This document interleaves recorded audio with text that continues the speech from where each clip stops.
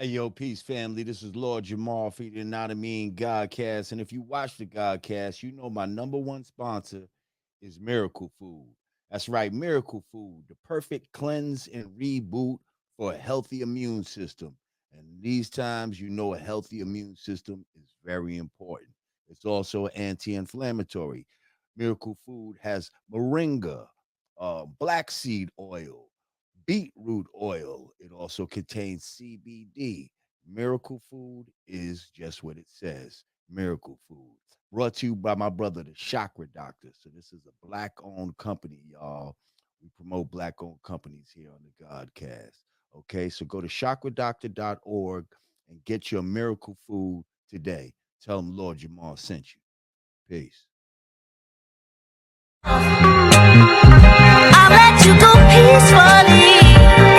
Oh yeah. Let's get it.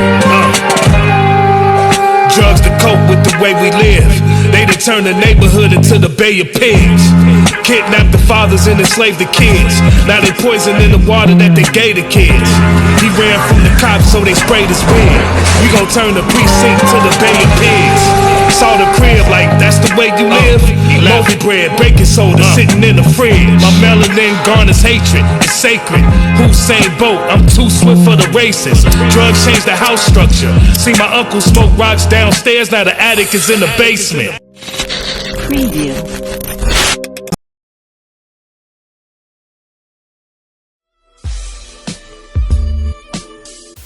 It seems like at some point, you know, you took a turn from the average you know, gangster type, Right. you know what I mean? Outlook. You started to get some sort of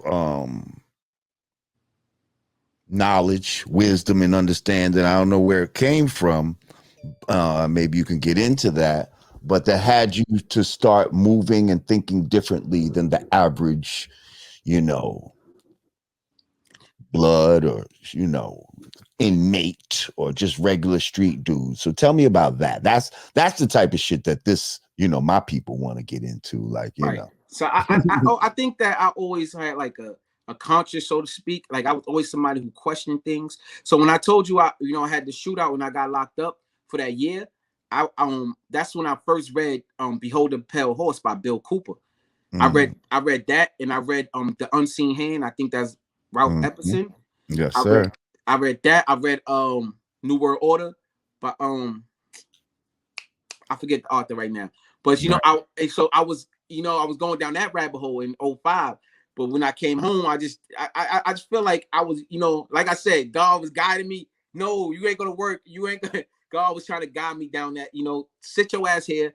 This is what your purpose is, and I didn't get it then, right? So I came home after reading those books. Like I said, I started doing my thing.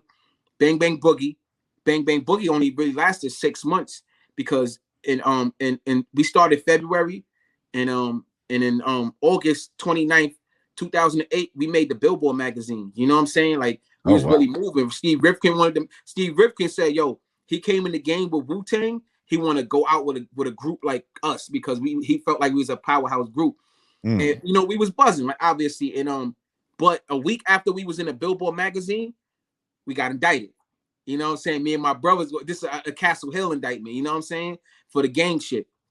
So now we got conspiracy in the first degree. Conspiracy in the first degree is 15 in life minimum. You know what I'm Oh. saying? So we, a whole bunch of conspiracy charges and other related charges. Had 25 co-defendants.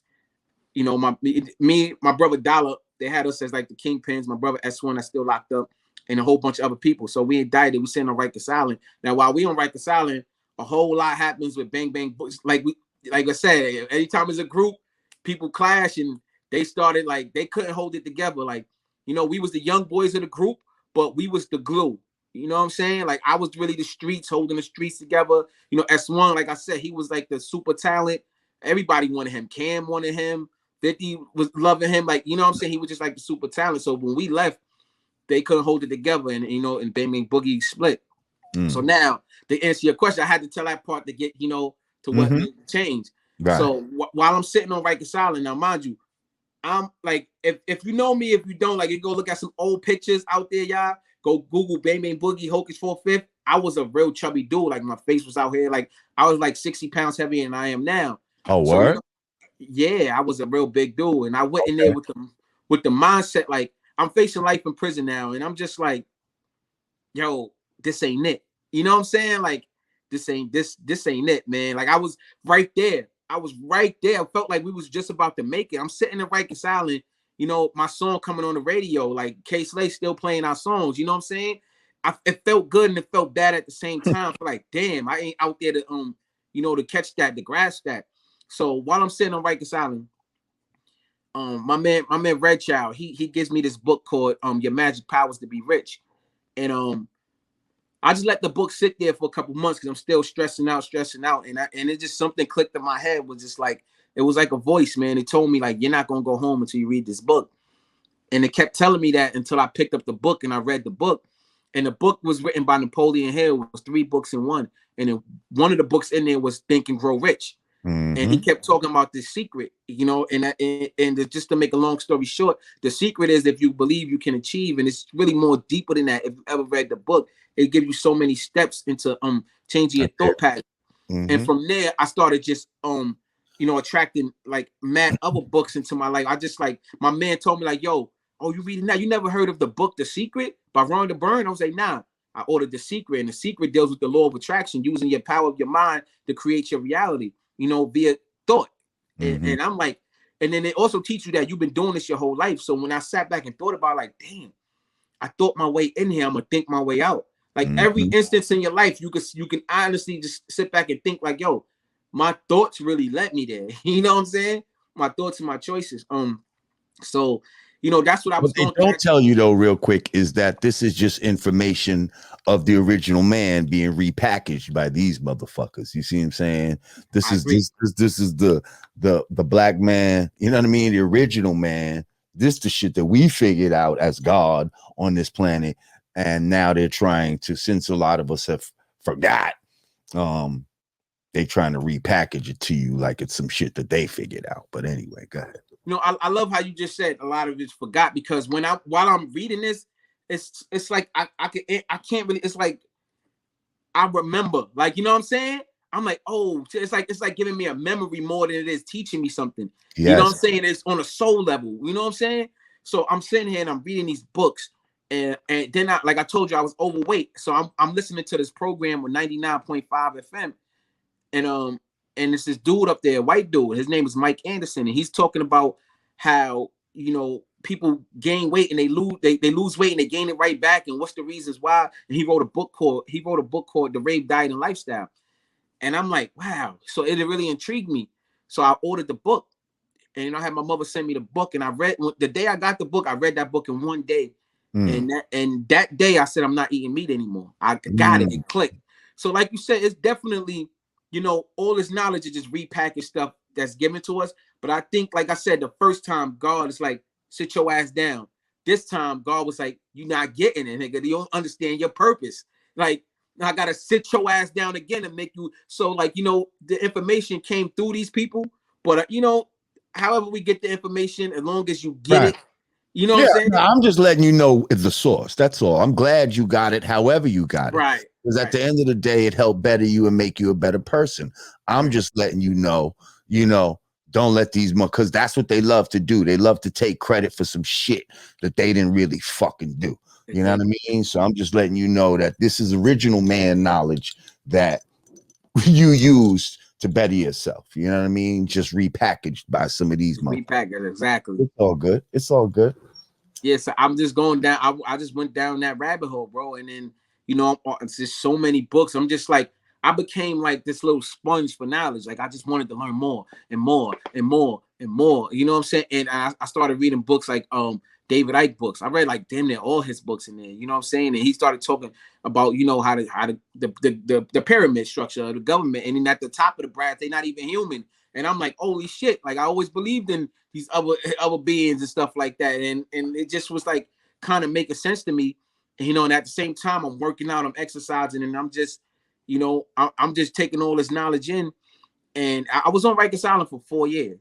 You know what I'm saying? So I was there a long time, and I turned that 4 years into a university versus at the same time gangbanging, but I wasn't the type to like to get into nothing.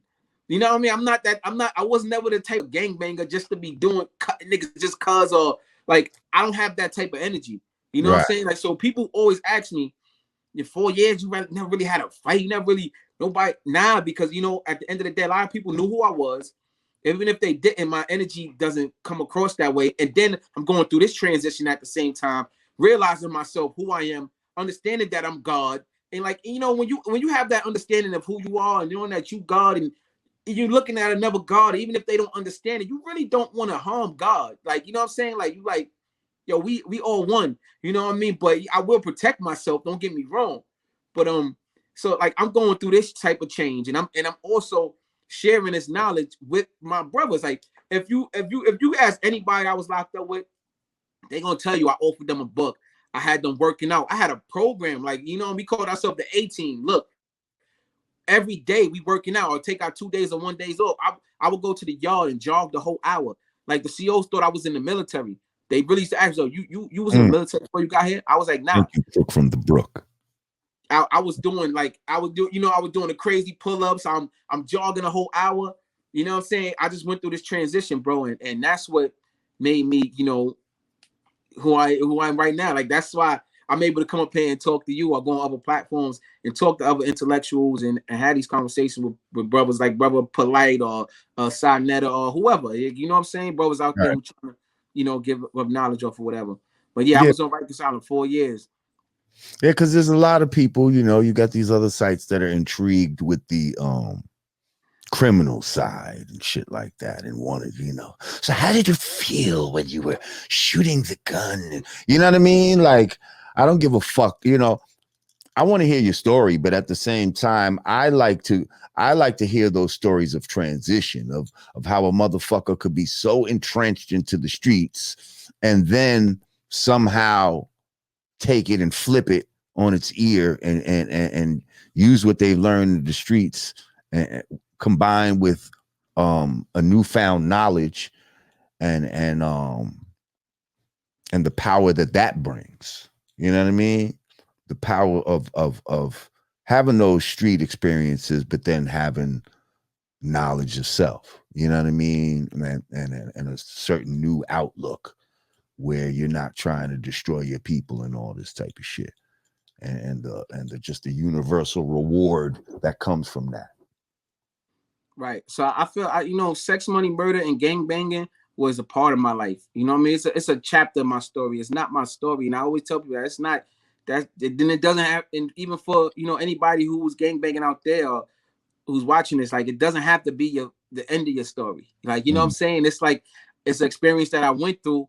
You know, like just growth is essential, man. Like I want to keep, I want to learn more, bro. Like I'm still not done. Like, you know what I'm saying? Like I'm still young. I'm still seeking knowledge. I'm that same sponge I was, I think, my whole life. You know what I'm saying? It just, I got caught up in, I grew up in, you know, in the projects that was, my environment was hostile.